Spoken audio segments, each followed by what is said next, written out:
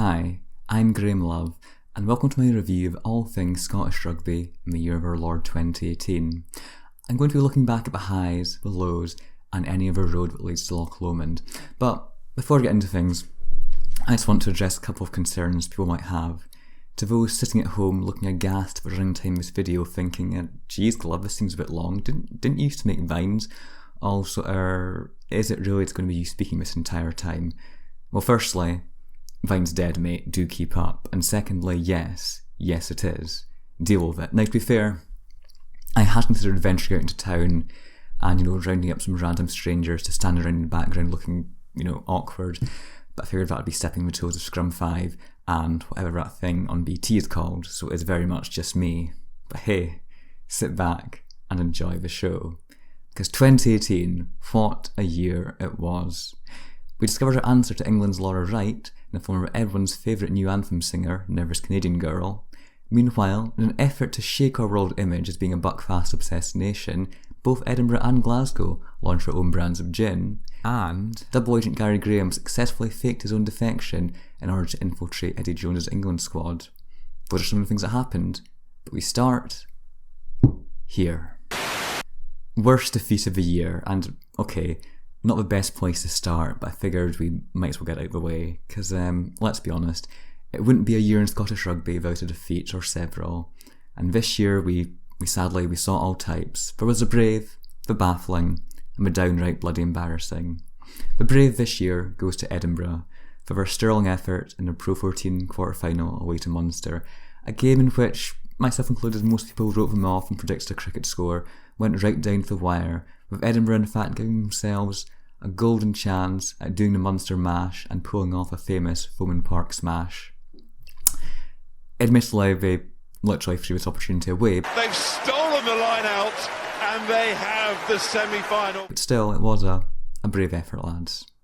The baffling, on the other hand, goes to the other end of the M8 in Glasgow, who had a real oh mate moment. After sweeping aside all before them in the Pro 14, somehow lost to the Kings. The Kings. And not just lose, like they were 31-0 down going to the last quarter before they mounted a failed comeback. Truly baffling. Finally, the bloody embarrassing, aka the worst defeat of the year. And well, let me set the scene. Houston, Texas. Stuart Hogg's first game as Scotland captain. What could possibly go wrong unless perhaps John Barclay snuck into the country through those apparently lax borders? Ah, you bastard! Well, as it turned out, quite a lot, because after a promising start, the USA unveiled their secret weapon. They have a cave troll. Yes, US hooker Joe Tufatier, who did to our defence what the aforementioned Minds of Morir looker did to doors, and, well, smashed the through them.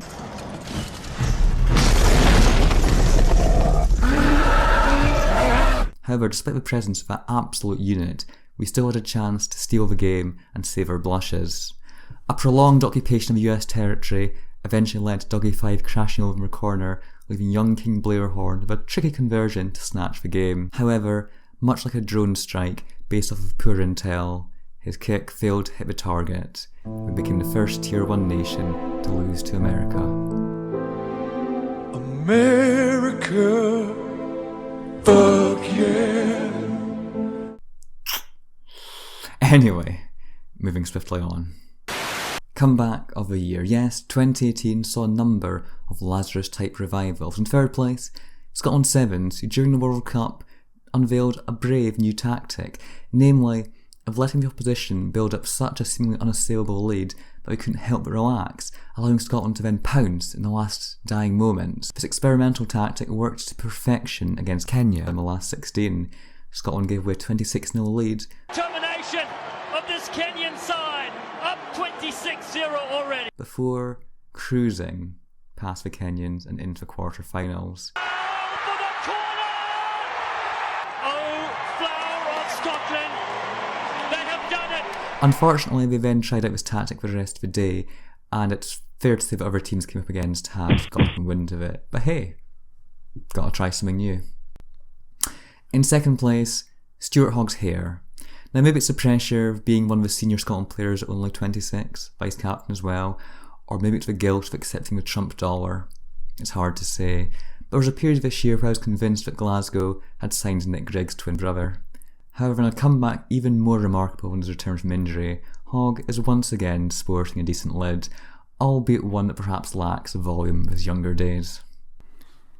And now, in first place, comeback of the year goes to national heartthrob and the subject of my now deleted Tumblr fanfictions, Greg Laidlaw. Now, following a prolonged injury-enforced absence, some so-called Scotland fans had begun to question if there was a place in the team for Greg Laidlaw. Traitors. However, following an opening round defeat to Wales, Gregor Townsend furiously rotated his tombola and returned Hobbit from Jedburgh to the starting 15 for France. Now, of course, Laidlaw's reinstatement meant that Finn Russell was stripped of his goal-kicking duties for a game, a decision he responded to with great maturity by in turn refusing to find touch of any of his penalties. However, whilst Finn was having an off day of a boot, Greg Laidlaw wasn't, and in a performance closely resembling the infamous elevator scene from the film Drive, well, he proceeded to quite literally kick the living stuffing out of the French, and in doing so helped Scotland to Old Alliance Trophy victory. No, me neither, but welcome back, Greg. I'd missed you. I really had. Call me. Try of the year. Actually, no. You know what? I'm not going to bother doing this segment because the World Rugby will probably come along and award to Brodie Retallick anyway, so, why bother? Actually, there's one thing. That reminds me.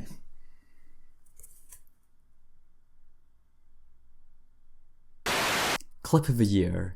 Now, there were a lot of moments in 2018 that kept us glued to our screens, but in true ReadTube style, just for the benefit of my younger audience, ReadTube is kind of like a YouTube compilation video, except you don't get to choose the subject matter and you watch it on TV. Do you know what a TV is? Anyway, I guess the point I'm trying to make is that I'm looking at online clips only here.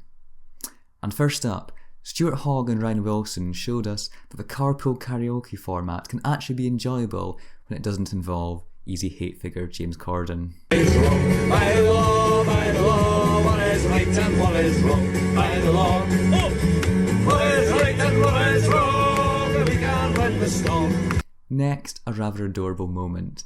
Having one man in the match against Fiji, Sam Skinner was rewarded for his efforts with a can of Tennent's encased inside one of those security supermarket anti-theft boxes. Despite the shoddiness of the gift, however, Sam seemed really touched, as this heartwarming footage from SRU's YouTube channel makes clear. It's a quite emotional moment. Oh wow, that's incredible. I haven't seen that. I want to see that. Can I see that again? This is really bizarre watching it back now, actually. Oh wow. Oh my god. Oh wow. Yeah, that was pretty special. Oh, welcome to Scotland, Sam. Finally, our clip of the year, and by far and away the most viral of all, it captures the aftermath of a decade's worth of Calcutta Cup victory champagne being consumed in a single sitting. Take it away, fellas.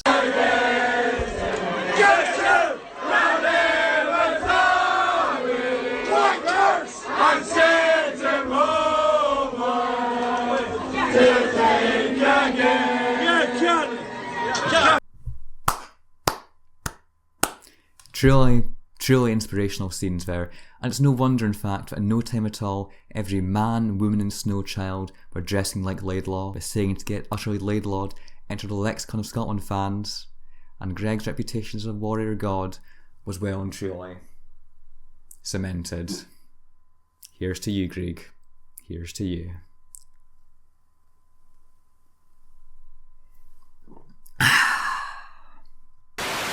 Animated, self-deprecating video of the year about Scottish Rugby. Wonder who it's going to be. And the award goes to La La Land. Sorry, The Adventures of the Scottish Hype Train. Victory of the year. So I thought it'd be nice to end this video on a high. Now, let's be honest, much like Gareth Davis watching Ali Price shaping to pass, we know where this one's going. Oh, for fuck's sake! Fuck off, Ali! Fucking hell! Sorry, Ali. But for sake of narrative structure, we once again have a top 3. In third place, it's the third match of a summer tour where, having lost to America, Scotland, like a Nazi fleeing justice, headed to Argentina, hoping to put their recent past behind them. The Puma side they were up against wasn't exactly a vintage one. In fact, well, they were on the verge of disarray, although surely they'd be keen to put in a big performance to send departing head coach and sweater enthusiast Daniel Hokard off on a high. Add in the forecast for monsoon-like conditions, and this game had tricky, attritional dogfight written over it. Instead, however, Scotland cut loose, slicing and pirouetting away through Argentina's defence as they let the rain wash away all the pain of the USA.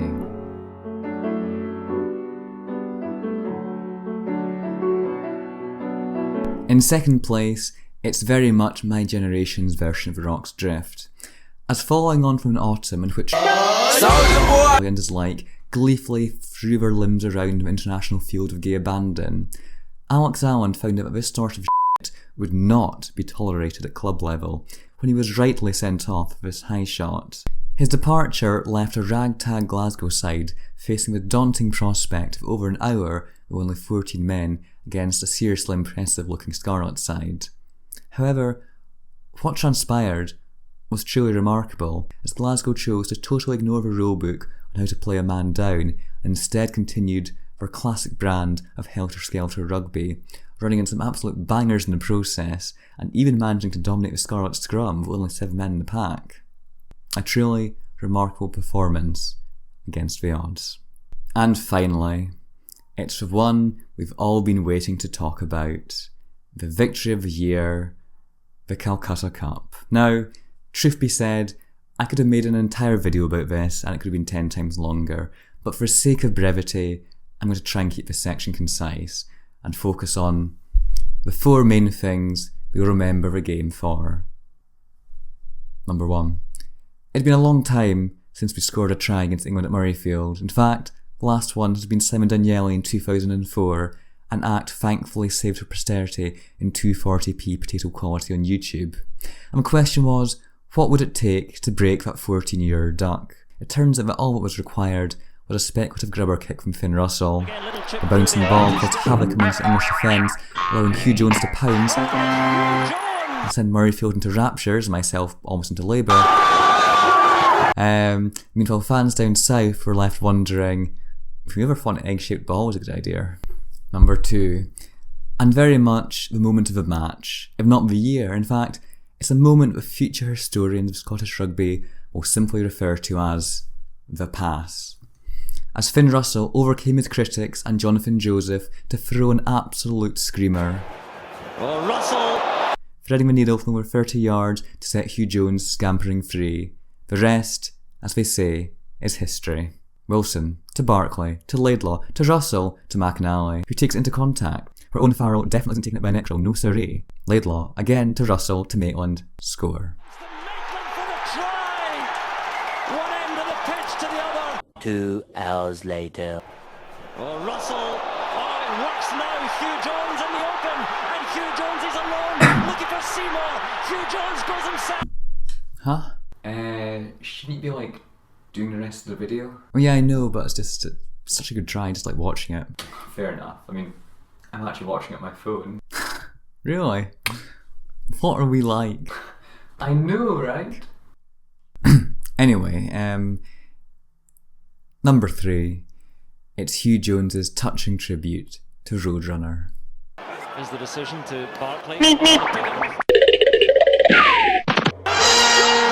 And finally, number 4.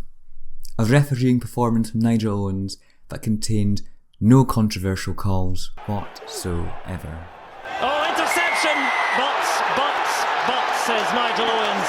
Penalty to Scotland. On his feet, slow the ball down. Just a perfect day. Anyway, that's basically the end of the video, and in fact of 2018. Hope that you enjoyed it, and have a very Merry Christmas. May all your guests be as generous as Nigel Owens. Also hope that you have a lovely Hogmanay, and remember to drink responsibly and not to get utterly laidlawed. Cheers.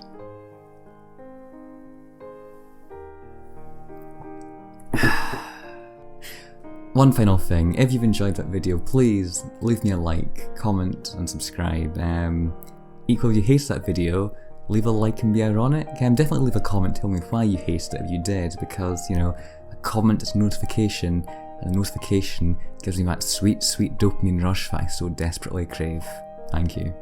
Actually, there's one final thing. If you've really enjoyed that video, or, you know, any of my other work this year, and always thought, gee, I would love to buy Glove a dram, but not have to endure the social awkwardness of sitting next to him as he slowly sups on it. Well, now you can buy me one digitally. Just follow that link or down below in the description and you can donate the equivalent basically. There's no pressure, but, you know, it would be nice. I could do a top up anyway.